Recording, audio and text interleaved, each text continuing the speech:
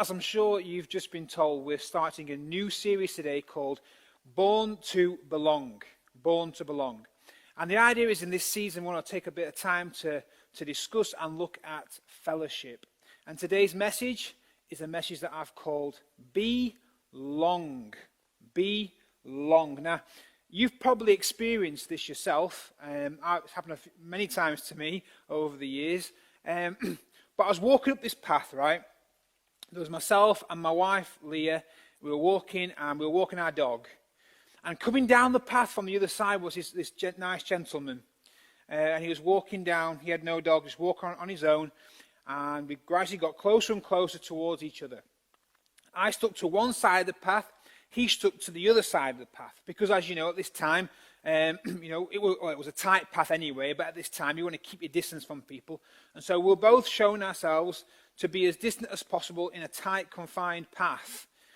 But unfortunately, my dog Bernie ran off to that side to have a bit of a sniff of this guy, and so he stepped in front of me. We both looked at each other and realized that we were heading for each other, and so we both took a step back onto the other side of the path at the same time. It was a bit awkward, a bit weird. We both kind of had a little bit of a chuckle. And then we both simultaneously had the same idea of moving back over to this side to get out of the way of the other person. So again, it became a little bit awkward, a little bit frustrating. But yet we were kind of, that feeling when you're embarrassed, so you laugh about it, but you're not really finding it funny. It's just that it's embarrassing. And then what we did is that I kind of pointed and said, I'll go this way, and went to move. And as I said, I'll go this way, and pointed, he must have seen me point before he heard me say the words. And I think he thought I meant that he should go that way, and I'll go this way. So we both took a step over here again. And then at the same time, we both had the same idea. If I do this quick enough and get back quick enough, I'll get out of the other person's way. So we both jumped back again. And again, we were faced with each other, unable to move. And eventually, we managed to navigate around each other. We had like an awkward laugh about it. I kind of said something about, I'll dance with you later, pal, and walked off. And me and Leah called it the COVID dance. And it was awkward. And it was a little bit difficult, a little bit strange. And sometimes when we interact with people, it can be a little bit awkward and a little bit difficult and a little bit strange. Sometimes you don't quite know how to act. Sometimes people do things that get on your nerves, and sometimes people do things that offend you and upset you, and other times you do things you don't mean to offend, but then the other person takes it as an offense. And to be honest, it can be quite difficult navigating through life with people. Life's messy, we say here all the time. We don't mind a bit of mess and a bit of noise because life is messy. Why? Because we're messy as people. And sometimes it can almost feel like it's difficult to have relationship with people. Sometimes we come up and we butt heads with people, and sometimes we just find it frustrating and awkward. But let me just paint you another picture. Okay, I want you to just go with this for a minute. Just close your eyes and put yourself, kind of rewind time, and just put yourself in Adam's shoes. As in Adam, as in the first ever person that God made, Adam. Okay, and this is the first day ever. So this is 1 AC, 1 after creation. Okay, and Adam's there. And imagine being Adam and looking around everywhere. And this is what you can see, right? You can see beautiful landscapes. You can see huge, majestic mountains. You can see serene lakes and maybe even seas. You can see huge trees with beautiful looking fruit. You can see flowers all over the place, just absolutely stunning, and just so many different varieties of flowers and trees. Looking absolutely beautiful, exactly as God created it. And then get this, not only is all that going off, but this is before the fall of man, so before our relationship with God got broken. And so you are literally in a relationship with God that is strong and healthy. And so, the Bible describes Adam as walking in the garden in the cool of the night with God. I can imagine just walking and talking with God and just being in relationship with him. And then in the midst of all that, despite all that beauty, despite all that perfect relationship with God, this is what God says in Genesis 2 verse 18. The Lord said, "It is not good for man to be alone." It is not good for man to be alone. Even in that perfect relationship with God and all that beauty and everything was perfect and as it should be, God recognized that we need each other. We need people. We need relationship. God has designed us. He's created us. We have been born to belong. You've only got to look at Jesus' life. You know, Jesus, well, the parts of his life that we can see. Jesus lived, he ate, he slept, he drank, he laughed, he fellowshipped with his 12 disciples for 3 years consistently.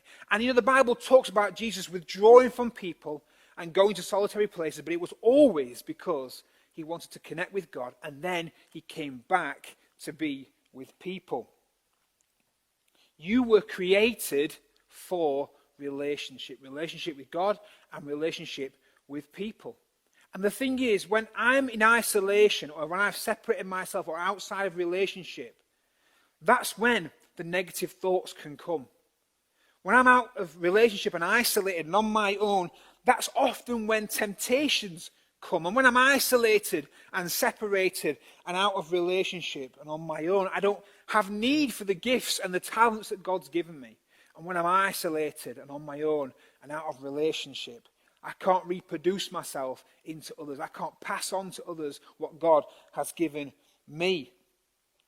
I don't mean to be presumptuous, but I reckon probably 99.9% of people in the world would struggle with those same issues if they were in isolation and if they were on their own and if they were out of relationship. Why? Because we're born to belong. We're born to belong. Hebrews 10 verse 24 to 25 says this, "And let us consider how we may spur one another on towards love and good deeds, not giving up meeting together, as some are in the habit of doing, but encouraging one another, and all the more as you see the day approaching." God doesn't want us to stop meeting together. He wants us to be together in fellowship as much as possible, more and more and more, until the day that he comes back. When I was a teenager at school, we had a sports day one year, and I am naturally a sprinter. Not so much these days, but when I was growing up, that was my thing. And so I was quite good at that, and I could run fast. I would win the majority of the times the 100 sprint, and they would put me up against people who were in years older than me, because naturally I was a sprinter. I don't know whether it's because I've got short legs or what, I don't know, but that was my thing.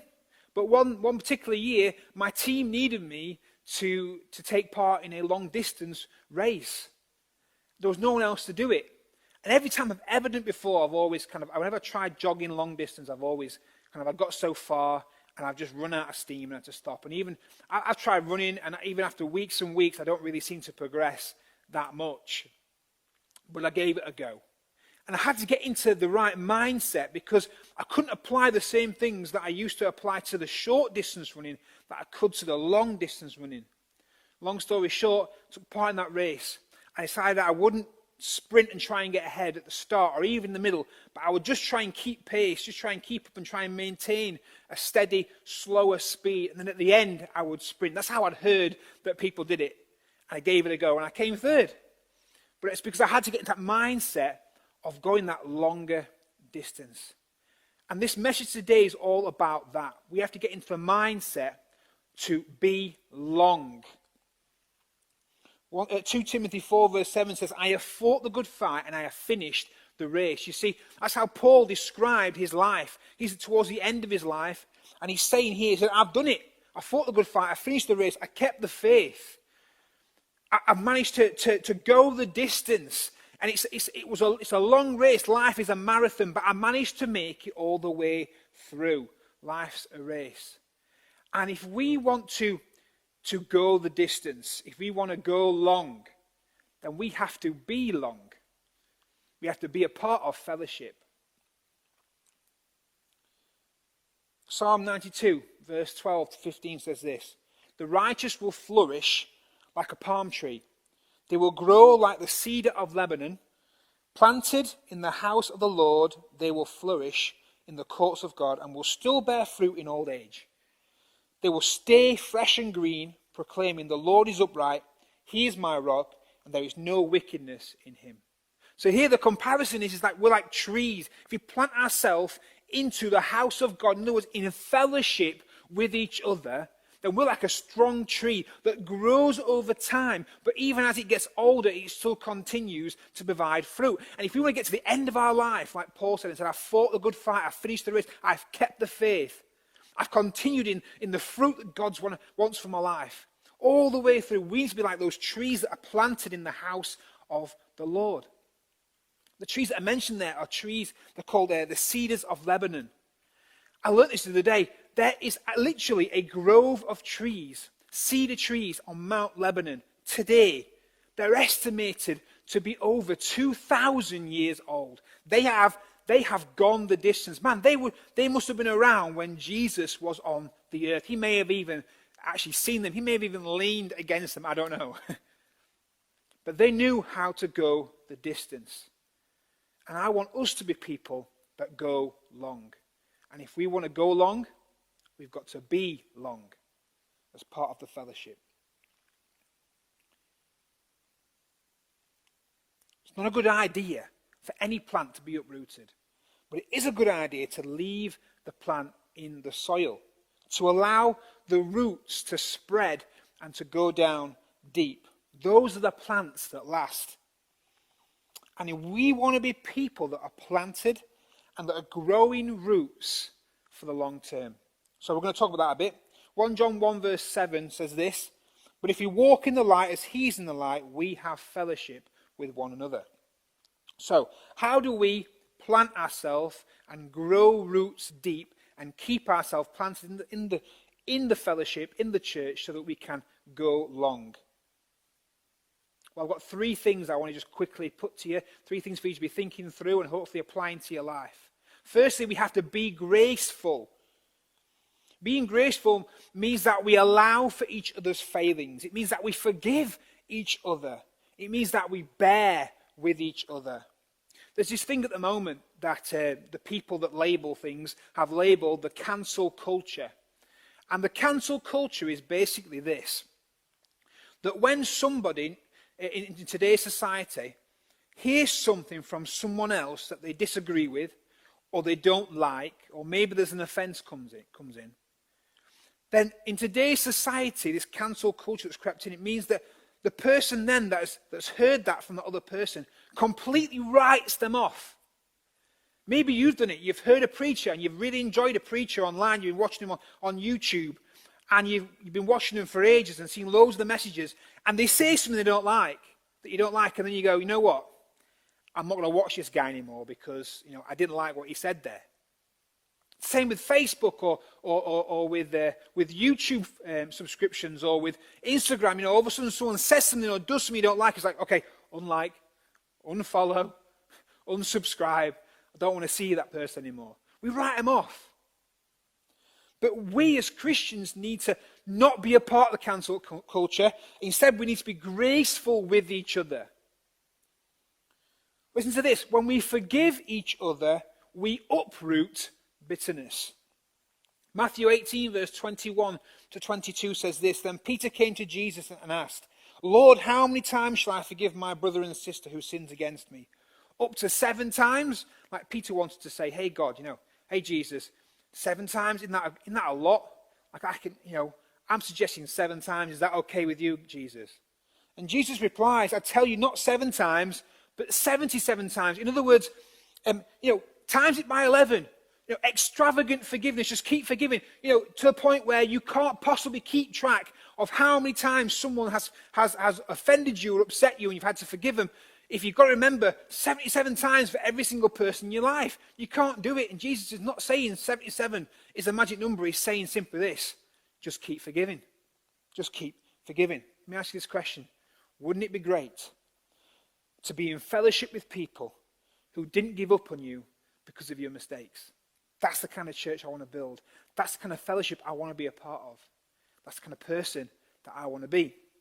Secondly, we are to be supportive. If we're going to go long, being rooted in the church, planted in the church, in the fellowship, if we're going to go long, we've got to be supportive of each other. Be supportive. Being supportive means encouraging others in what they are doing. It means believing in people. It means celebrating with people when they've done something good. It's about not seeing someone else's success or their promotion or the attention they're getting from other people as some kind of threat to you, but instead celebrating their success, celebrating their promotion, and lavishing attention onto them. Listen to this. When we seek to lift each other up and champion each other, we uproot jealousy. Romans 12 verse 9 to 10 says, love must be sincere. Hate what is evil. Cling to what is good. Be devoted to one another. Honor one another above yourself. Honor one another above yourself. Let me ask you this question.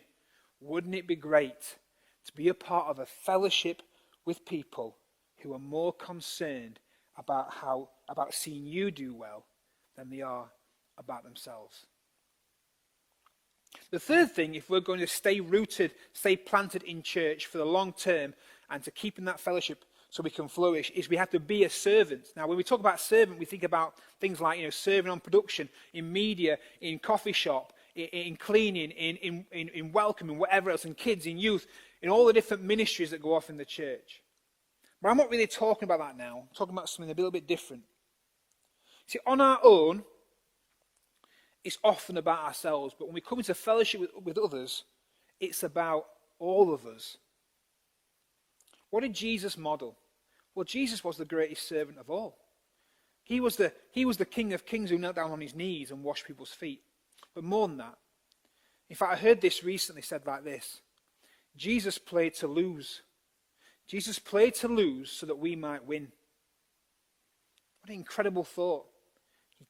He played to lose so that we might win. He laid down his life. He sacrificed himself so that we would have life. That's the ultimate example, and there's nothing more Christ-like than taking the hit for someone else.